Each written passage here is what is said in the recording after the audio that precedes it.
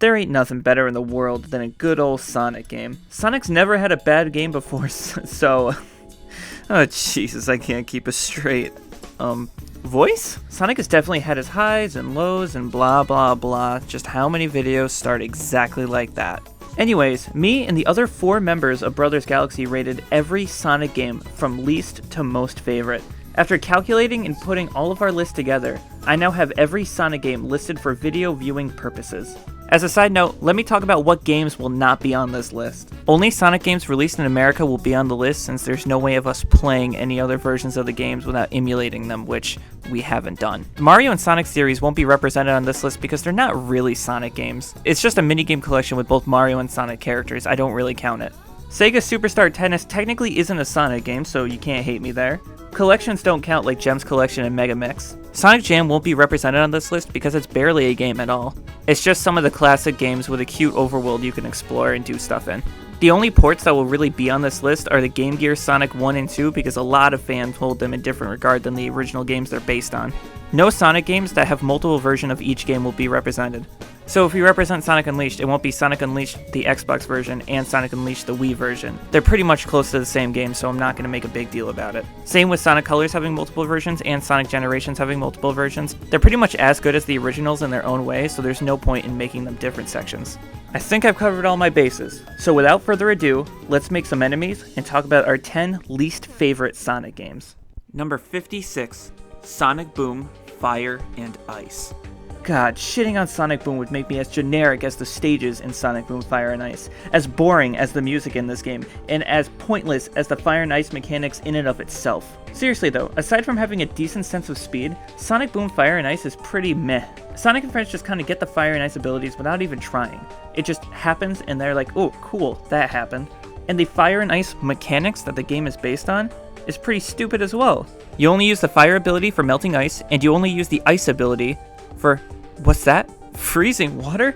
Well, I'm just gonna go home. I'm done. Done. I can barely remember the story, except for that there's a robot that was made to find a crystal, but he actually sucks at finding the crystal, so he doesn't do it. The whole game is just a snooze fest in my opinion. I really don't mind the Sonic Boom character designs, but everything else about Sonic Boom Fire and Ice just sucks. And this is only the first of 3 Sonic Boom games on the list. There's nothing else I could say about this game that hasn't already been said, so I'm just gonna move on. Number 55, Sonic Battle. Honestly, Sonic Battle isn't a terrible game when I think about it. It's only terrible after I actually play it. The game kinda needed more than 2 buttons to play it, but hey, it's the Game Boy Advance, you get what you can get. And a lot of the battlegrounds, excluding the one that's literally just cubes, actually look really good for the Game Boy Advance. Most things are fine. The music is a low point, but I don't know why this game is so low on the and now I've played the story and figured it out. So I like all the stuff with Emerald and how you can customize them with other characters' moves, but that's literally it. The story is meh, and this game has more filler than the last 80 episodes of Naruto. Why do I have to do a fight a second time, right after I beat it once? Oh, there's a higher stock limit now. That makes everything better. Plus, what are these difficulty spikes? You get stuck like every 20 minutes in this game. And I swear to God, if I have to fight one more E102 robot, I'm gonna scream. The gameplay is okay, but the story mode is actually agony in a cartridge. Number 54, Tails Adventure. Tails Adventure is not a bad game, I would say. It's an interesting take on a Sonic game where instead of having fast-paced action, it's slow, requiring gadgets to do a lot of the exploring of this world. Tails having gadgets, each individual Chaos Emerald giving Tails stronger abilities like longer flight, and the fact that the world is explored like a Metroidvania just makes everything so interesting. But that's really it. It's unique for a Sonic game, but not a very good Metroidvania. Place Tails Adventure next to any other Metroidvania, and you will most likely pick the second option. It's interesting, but just needs better execution. Number 53, Sonic Freeriders? Oh god, I can't believe this game actually isn't at the bottom. It was at the bottom of my list, I could tell you that. But some of these other troglodytes actually got this game to work. I could never, not even for an instant, get this game to work. I hate the menus, I hate the Kinect controls, and I hate how in multiplayer, you need to practically balance on each other just to play. Like, what? Anyways, not everything about this game is horrible. It's got a pretty good soundtrack, and the aesthetic of the levels is pretty nice. Even with all the issues I have with this game, one of the other Brothers Galaxy members, Max, said that he actually had no issues with the controls and had fun with the game. It's clearly not just me who dislikes Free Riders. Just look up any review online. But I guess some people genuinely had no control issues. I wish I was in your shoes, but since I'm not, this game is placed as the 4th worst Sonic game. Number 52, Sonic Pinball Party. So, this game is very strange. Sonic Pinball Party is just simulated pinball, and that's it, really? The story mode is bleh, with them using the same board over and over again, with sometimes different appearances on them depending on what character you play as. Sure, you have a Knights and Samba de Amigo board, but there is still a general lack of content in this game. The music is okay, just putting songs from previous Sonic games into the Sonic Advanced sound font.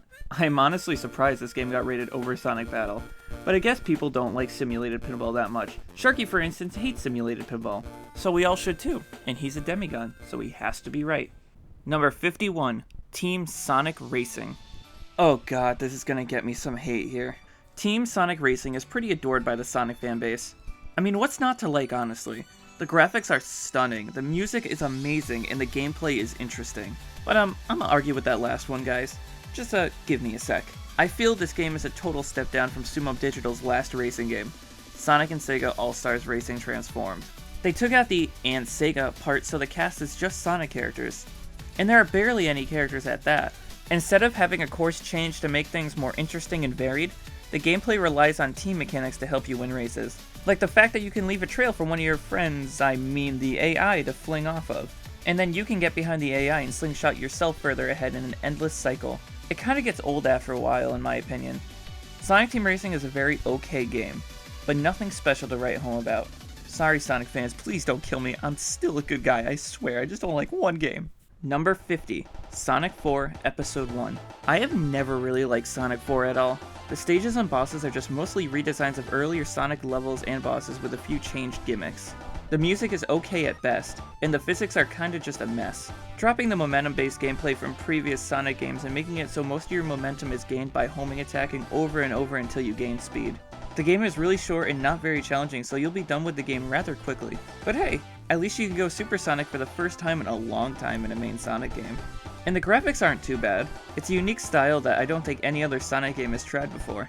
All Sonic 4 Episode 1 really needed was to have more uniqueness to it instead of trying to copy the old games. It's hard to build a name for yourself when you are copying someone else. And that's what this game is doing. A lot of people actually like this game to my surprise. But as for us, it's subpar and needs an identity. Number 49, Sonic Riders Zero Gravity. This is where I think our list starts to get interesting. Sonic Riders Zero Gravity is an okay game in my eyes. I mean, the story mode is whatever, but hey, the controls and mechanics are way easier than how they were in the first game. To be honest, I prefer how they did things in Sonic Riders 1 more. It was more skill-based, it took longer to learn, but you at least were trying, and learning all the secrets to the game. But making the game more accessible to new people doesn't hurt the series at all. So, why is Zero Gravity rated this low? Well, most racetrack it seems that you only go straight. The themes of the racetracks are nowhere near compatible to the original Sonic Riders. And honestly, the gravity mechanics kinda suck. So you can stop dead in your tracks to turn super sharply by defying gravity, and if you hit objects while you are flying from the gravity dash, you can keep your speed going. It's a cool idea, but kinda meh in execution. Trust me, the fun runs out real quickly with that mechanic. Zero Gravity is not a terrible game, it just needs more depth to both its world, racetrack design, and overall mechanics to truly be fun. Number 48, Sonic Boom Shattered Crystal. There's a lot of repeating I would have to do from Sonic Boom Fire and Ice to Sonic Boom Shattered Crystal, so I'm gonna keep this one very brief. The general consensus is that Shattered Crystal is not as good as Sonic Boom Fire and Ice. In my opinion, they are about equally okay.